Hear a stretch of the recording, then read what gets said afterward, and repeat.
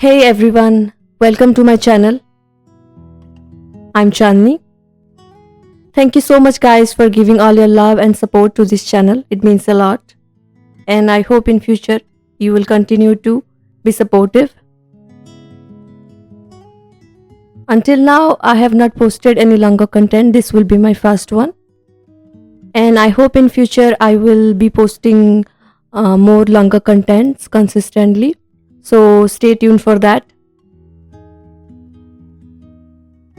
In this channel, we'll be talking about some of my inspiration for the artworks I do and where I collect my ideas and the processes I follow to make the paintings I paint. We'll also be going over tutorials and tips for paintings. So if this is something you are interested in, please subscribe to my channel. Now, without any further ado, let's dive into this video.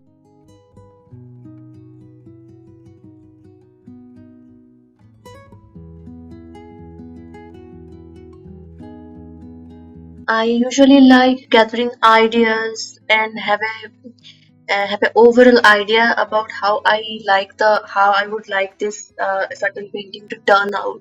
So I have that image and that vision in my head before I start a painting, and also what kind of color I'm going to use to convey what I want to convey. That's also I keep in my head. Not to mean that my painting process is absolute and I plan everything in advance, because I don't like that. I like thinking on my feet. So any changes that occurs to me while painting, I incorporate it into the painting, even if there is a certain risk in that.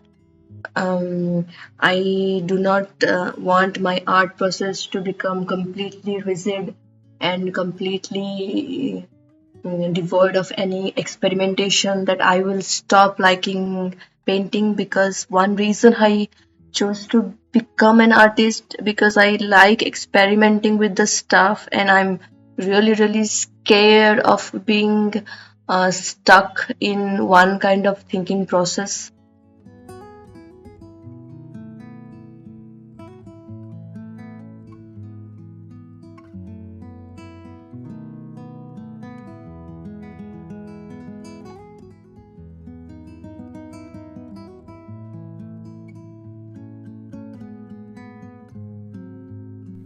So the first layer is completely dry. So I'm going to work now on the second layer. In my watercolor paintings, I like working weight on weight. So before starting another layer, I usually give some time before the paper is completely dry.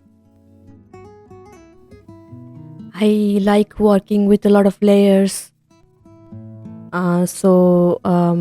Not all paper can hold up that much of water or that much of layer. If you are interested in knowing what kind of paper I use for my watercolor paintings and what kind of paints I use for my watercolor painting, then do comment. I will make another video.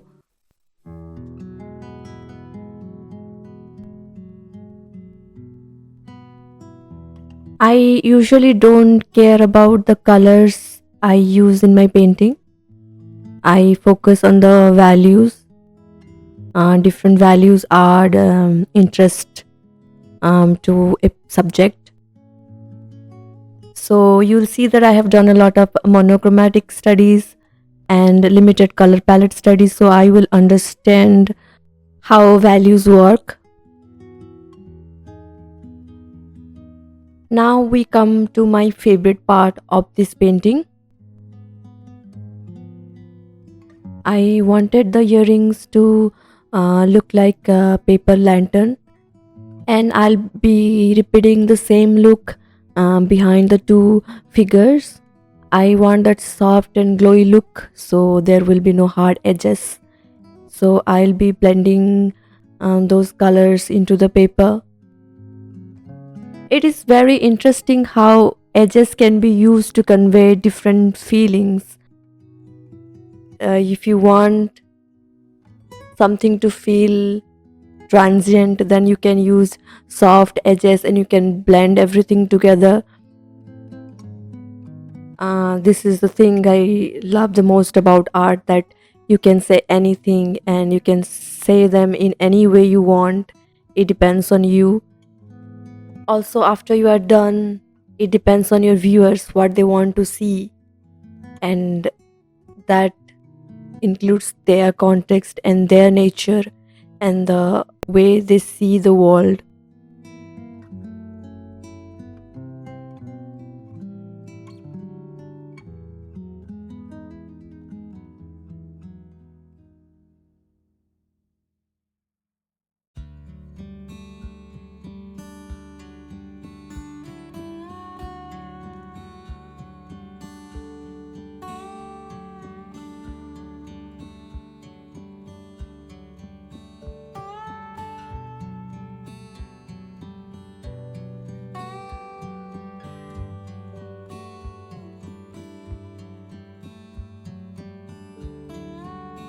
I was not sure about painting the roses. In the drawing, I added the rose later on. I am doing a wilted rose thing to convey something that was and that stays in memory. Together with the silhouette of the figure, the roses need to represent something that was in the past, that has been something beautiful, but that has changed because it is the nature of things to change.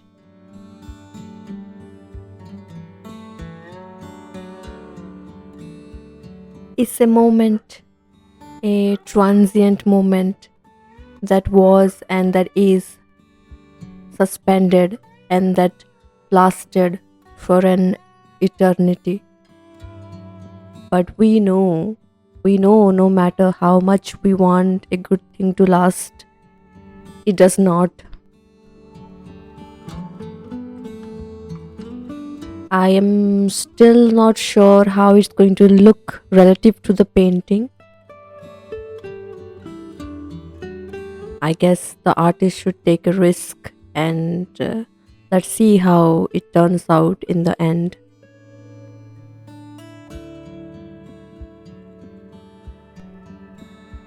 I really like painting the eyes. I think eyes are one of the most important part of a portrait.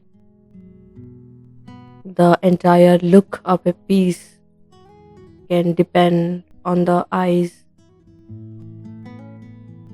And even if in danger of sounding cliche, I will say that the eyes are the mirror to the soul or something like that. So I'll be building of layers to achieve a certain look in the eyes, just like the rest of the portrait. You need a lot of patience to work with watercolor in general, and I really found it hard initially to work with watercolor because I just wanted to rush even before the painting was dry to do the second and third layer. But it's not that easy to fix a mistake with watercolor. So you have to learn how to be patient and how to give time in between washes.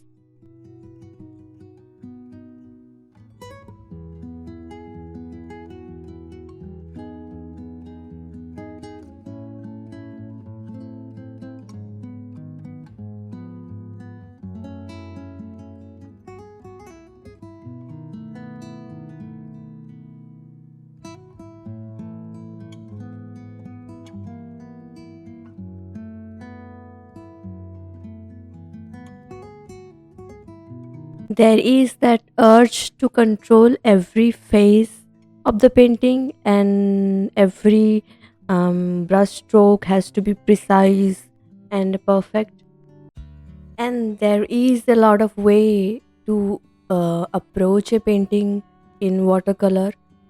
And the more the methods I know, and the more variability is there, the more overwhelming it is for me, because my brain just works in all the direction I can go, and I end up messing the painting or overworking the painting, which is a big no in watercolor painting.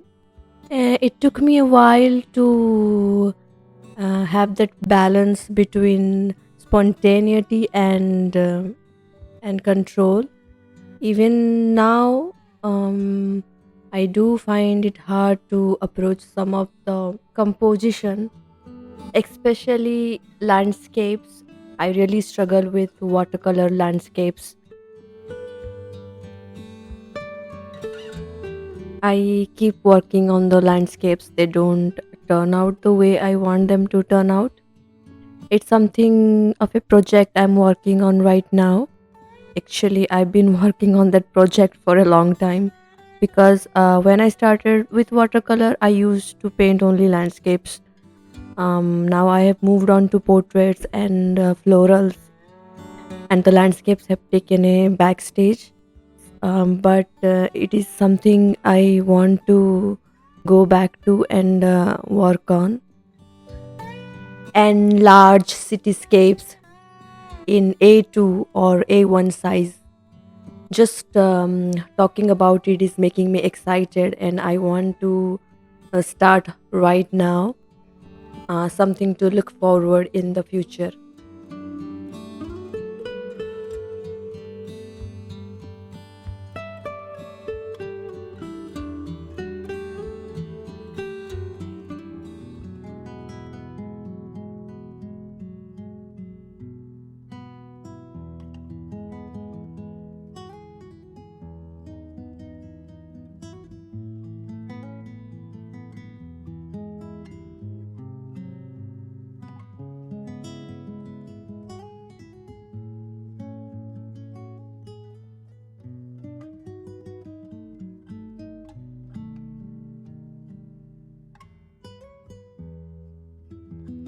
I think the background is too light. I'm going to darken it a bit. I'm not going to do a continuous flat wash. For that, I'm going to do this broken lines and ovals, almost like floating lights surrounding the central figure. I want this golden hue to contrast with the color of her scarf.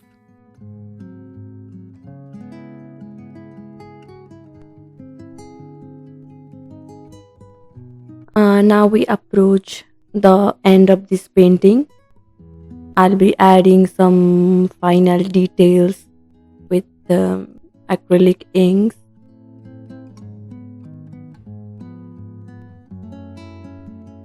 Every painting has its ugly phases, and that doubt that it won't turn out to your standard. And I used to think that the better I get with painting, these doubts will eventually disappear, but they have not yet. I guess it is something you have to work with and work through. It might not be a small thing or an easy thing, but I love the painting process too much to let it hinder me.